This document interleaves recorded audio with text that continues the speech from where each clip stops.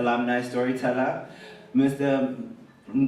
Mkhuseli Faku, who started at Rose University in 1990 and for his first year lived in Oakdean and then moved over to Salisbury House. He graduated with his BA in 1993 and moved on to explore and to create his own personal story. Mr. Mkhuseli Faku.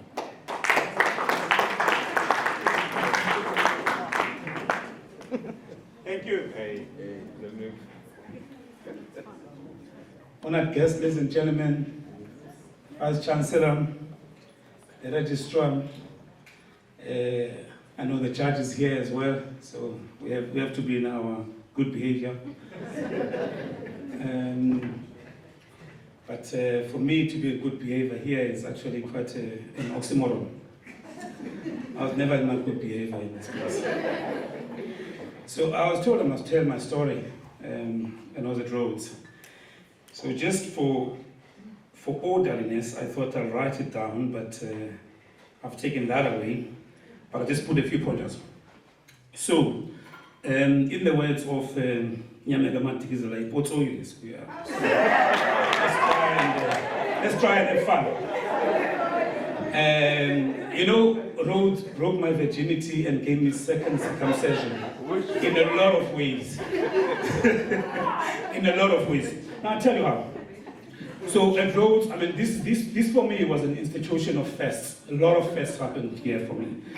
The first bedroom that I had without any parent supervision. I mean, just imagine, I was 23 when I came to Rhodes.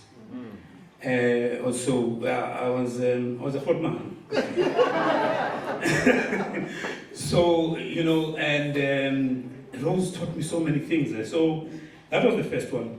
My first sip of any you know, like sinful beverage started in this campus. And I remember the one time we were at Vic Hotel there, and some of my friends were gathered. We were sober in this thing so much called beer that they had to take a fire extinguisher to actually take us out. It was me, Mzwandile Poso, and a couple of other friends. So, you know, and then there's a couple of fests. I'm going to tell you some of the fests. So there was a boycott that we had here. And that boycott, I was salivating for cheese and wine. And it was a boycott where you have to, you know, protest through deprivation, self-deprivation. So we staged this thing called the cheese and wine protest. And I thought, you know, these kids from these Model C schools, I'm sure, are they still Model C schools now? So those Model C school kids, you know, like used to not worry about the cheese and wine. And for some of us, I mean, cheese was like a serious, because there were no fridges, you know. So I mean, to get cheese, and, you know. So, you know, but we had to, you know, and so the guy that is very prominent now, he was here. So he said, gentlemen, you know what, if you want to make this thing very, very effective, let's go to the ladies in the canteen. So we went to, which is this hall that's next to Salisbury House, the one on the road again. We went to that particular one. And so we said to the ladies there who were cooking there, so we said to them, listen, the catering staff. So Lincoln went to them and said, well, Mama, study Nimba. Nimba is like a maternal instinct. Yes. So he said, we're just waiting for your maternal instinct. We have an issue to address with the university. Can we starve all these people? And let there be no cheese and wine. So, you know, so we even galvanized their support. So for me, that was one of the first. And one of the first things that actually happened to me here was just like some of the developmental stuff for my own personal development. The English language was just unbelievable, especially from my politically conscious the Vuyokatas and Sim Chabalala and you know, those kinds of guys. So I was one of the people in the leadership there. And so there's this friend of ours, he was so tall and he had a big voice. So whenever we go into the hall there, we want to get students to quieten down and we want to basically make a point, a political point. He will stand up and say, point of exigence. And there was no Google at that time. You couldn't go quickly and try and find out, what does exigence mean. So it's a point of exigence, Mr. Chairman. And everyone was like, okay, that's a good word. And so he would say, why do you look so lugubrious? So flabbergasted. And we thought, my goodness. So we learned about, we learned Engels, we learned the dialectics, of Marxism. We learned Ngugi Yongo, decolonizing the mind. We learned Franz Fanon, or Franz Fanon, and all of those beautiful, minds. And so the first trip out of the Eastern Cape, actually for me, was from Rhodes. So I was the only guy who had a driver's license, because first I was old and and I was in the leadership. So the student money, we just put it together. The university gave us some stipend as well. So we went and we hired this Avis car. It was an Uno. I'm not sure if some of you were here. So I had to drive an Uno to Medusa. Now, we were doing a policy conference in Medusa. So the issue that we were busy with was we were trying to match black student organization called SANSCO and USAS. I know that clock says I must stop, but I'm not going to stop it. So we were matching USAS, which was a white dominated, in fact it was a white, student movement, or student, I'm not sure if it's a white student movement, the black student movement was SASCO, and I don't know what the white one was, what we call it in good English. It was actually in USAS. So we went to Medusa, and I had to drive. It took me 15 hours to drive, because I was driving by myself. And all these guys had big English, but they couldn't even drive. So when we got there, we had a big conundrum with respect to policy, and the issue was sexual harassment. So the white students and the black students.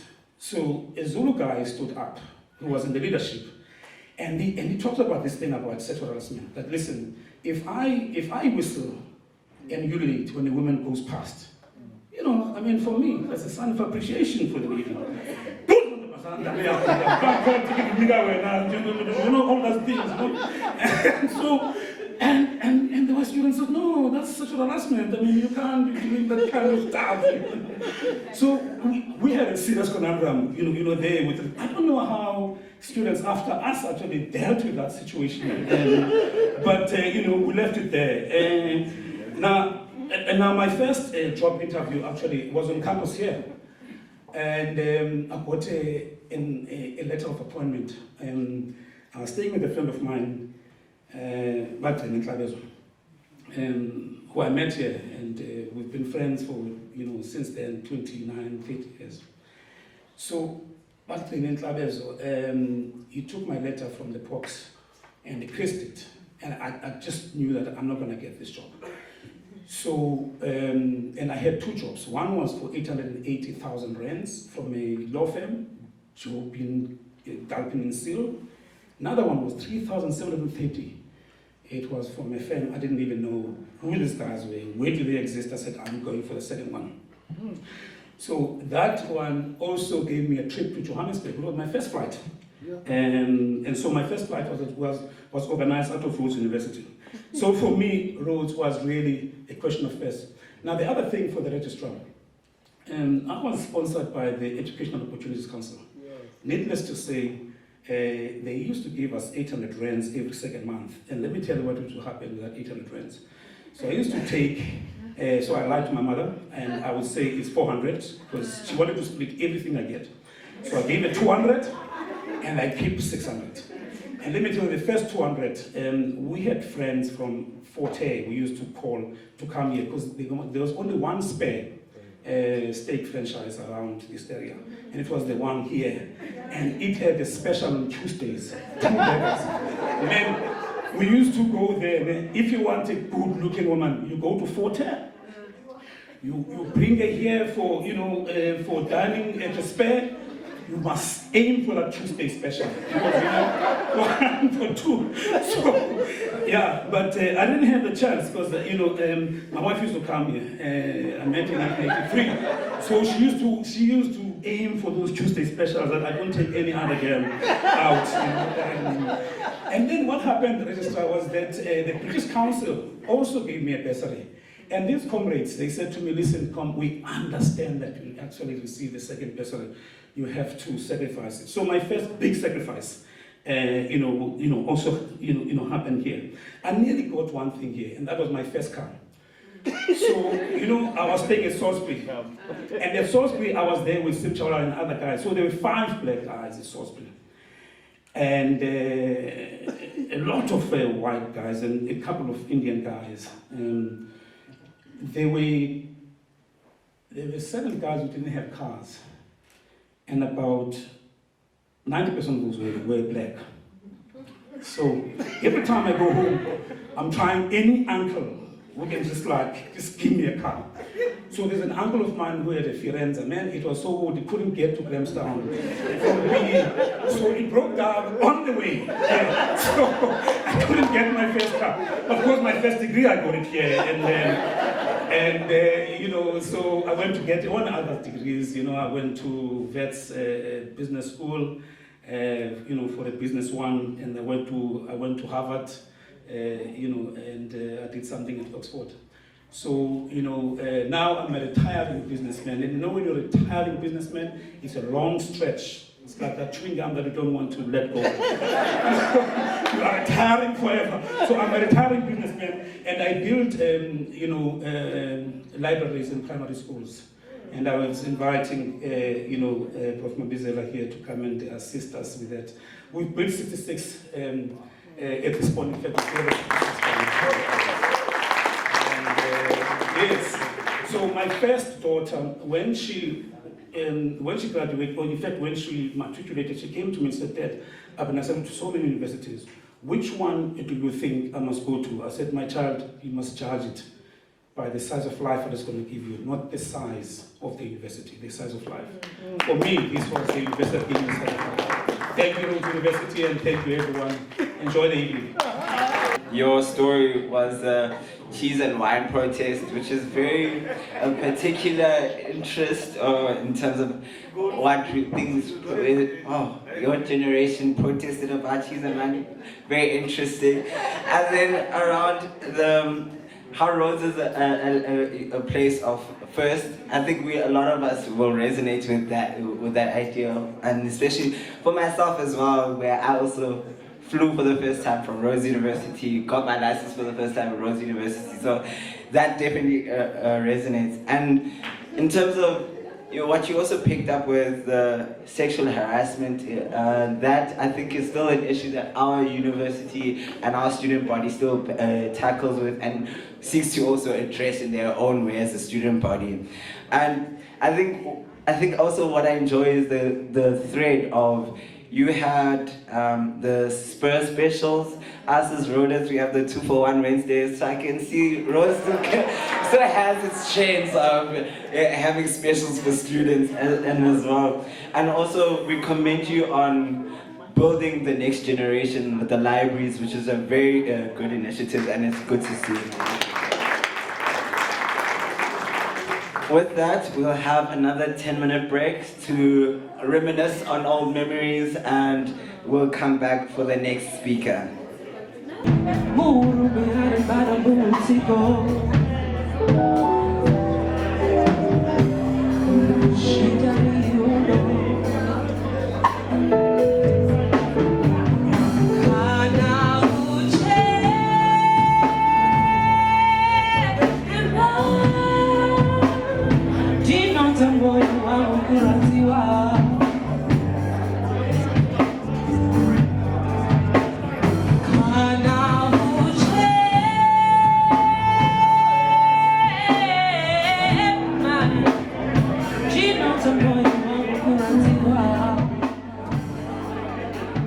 Alright, so moving on to the next part of our program, we now welcome, and it gives me a great pleasure to introduce Miss Primrose Igonor, who started at Rhodes University in 1991 and lived in Milner House for 3 years, and that's where she was,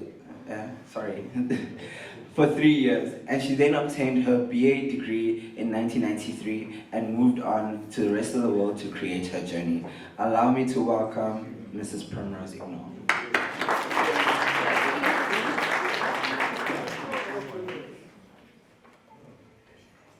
my fellow Rhodians. What an honor it is for me to be here with you all. A big thank you to Bra Tapelo for encouraging us all to be here. Let's give him a round of applause. Like our MC said, I graduated here in 1993 with a BA in Psychology and English Language and Linguistics. My days here were truly the best days of my life. I remember my folks saying the same about their college days at Makerere University in Uganda. Back then I didn't believe them because I thought it was a ploy to get us to attend college. I'm sure you've heard similar stories about your folks walking 500 miles to school each day, using a flashlight to study well into the night, yada yada. It was exciting to be part of the New Generation crew. Please stand up if you are part of or knew about New Gen. Mona, Zanele, yes.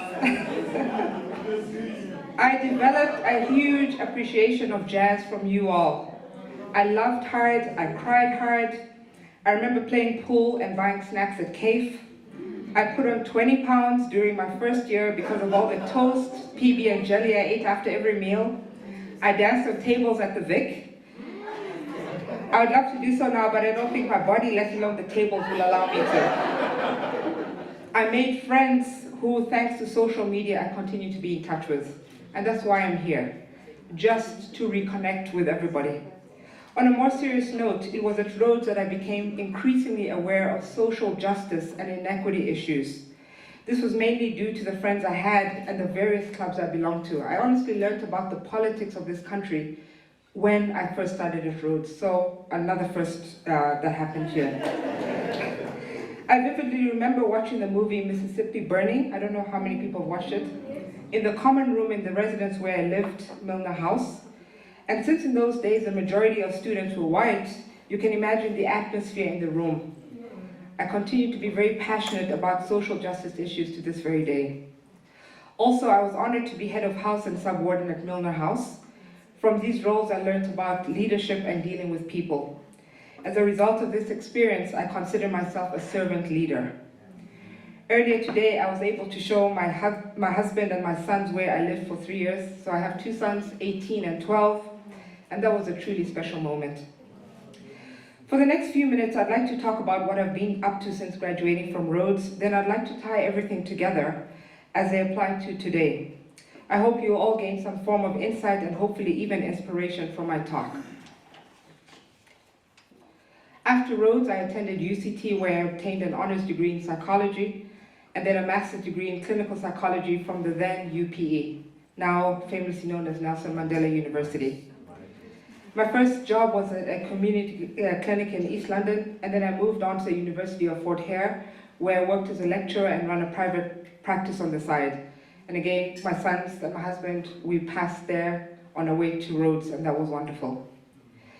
I was very fortunate that my education and work experience in South Africa was accepted when I moved overseas.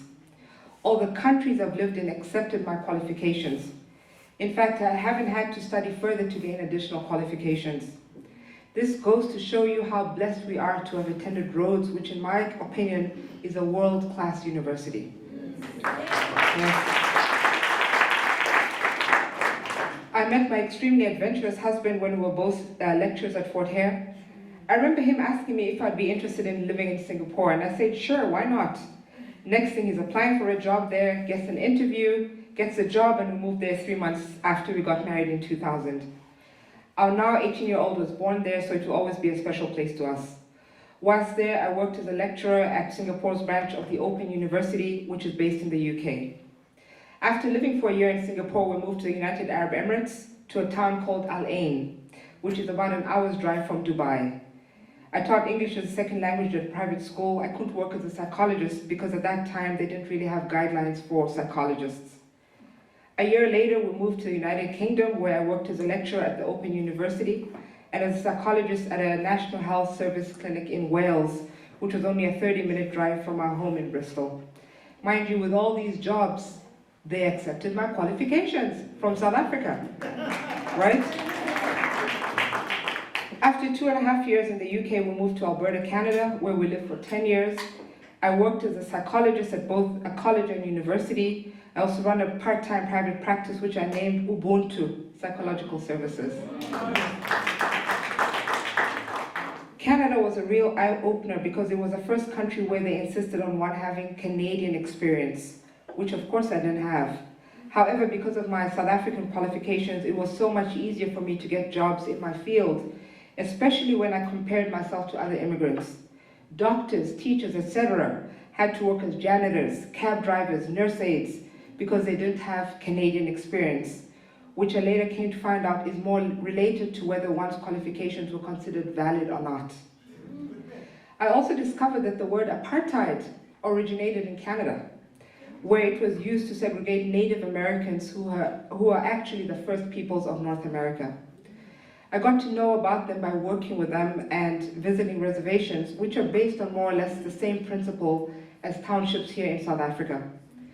I was also so blessed to have attended a Truth and Reconciliation Council session where a group of African women, including myself, handed over a gift to show our commitment to working with the First Peoples.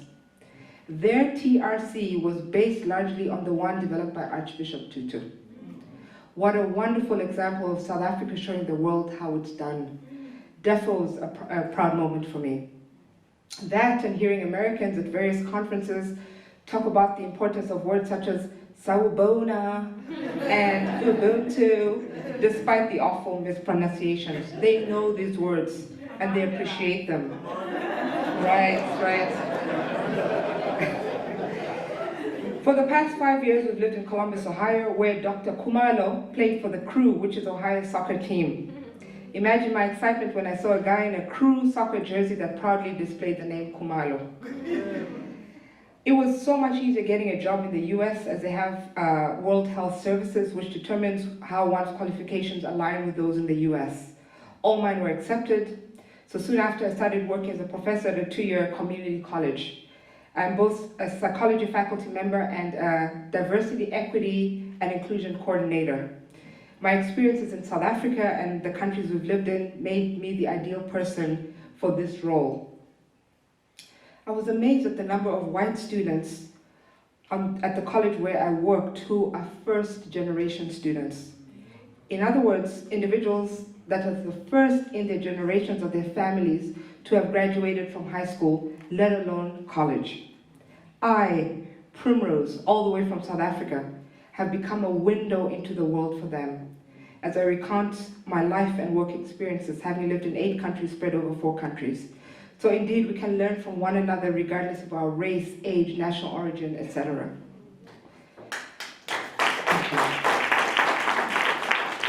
But what a time for us to have moved to the US with Trump and all. Racism, sexism, and all other isms are rife. And we have to ensure that our 2 sons appreciate and value their heritage as Africans. I remember my then 9-year-old coming home all upset because his teacher had said Africa is poor, and yet he had never heard me say that. And I reminded him about the talk we had where we talked about the riches in Africa, ranging from flora and fauna to diamonds and gold, and that brought a smile to his face. I encouraged him to challenge such Africa is poor narratives in the future. Indeed, as the first female president of Liberia said, Africa is not poor, it is poorly led. So why do I tell you all of this? Because I want you to realize that South Africa and Africa in general has a lot to show the world. I've been around the world. And when I come back here, I realize we have a lot to show the world. Our lives in the countries we've lived in are similar to the life we've had or we lived when we were in South Africa. In fact, I never anticipated leaving. I just have this adventurous husband. But we really chose to live outside Africa to secure a future for our oldest son, primarily as he was diagnosed with autism at age 6. So if not for his needs, I'd have eagerly returned to South Africa years ago, because east or west, home is best. The reality is that living in a developed country like the US ensures that our son is treated with respect, given the legislation such as the American with Disabilities Act, that he will be gainfully employed and has a reasonable future ahead of him. South Africa and the rest of Africa still have a ways to go in this regard. So I was actually excited when I heard President Ramaphosa talk about people with disabilities at his State of the Nation address a week ago. I don't know how many people listened to that State of Address. but he talked about the fact that South Africa has to do much more when it comes to people with disabilities. I have done my best to ensure that I represent South Africa as best as I can wherever I have lived. I love this country. I love this continent. And we need to be proud of it. We need people to take, and realize that. Anyone who knows me knows how passionate I am about the motherland. So I urge you not to lose a passion, because we have a lot to offer the world. America is not exactly the land of milk and honey that it's purported to be. And I can tell you numerous stories, and I'm available if you want. I'll leave that for later though. But for now, I just want to thank or bask in this opportunity of us all reminiscing and celebrating the good times we had at Rhodes. Long live Rhodes University. Thank you all for your kind attention. In the spirit of our Vice Chancellor, and there's a particular phrase he likes to say during his graduation speeches. So in the spirit of Womandla, so we're gonna say Malibongwe, and you will respond, Igama lamakhosikazi. Malibongwe. Thank you. So we're now gonna take a 10-minute break, and we're gonna enjoy refreshments, catch up, kind of also engage on the different topics or various areas of discussions that Dr. Muli has raised, and we'll come back and continue on with our program. Enjoy.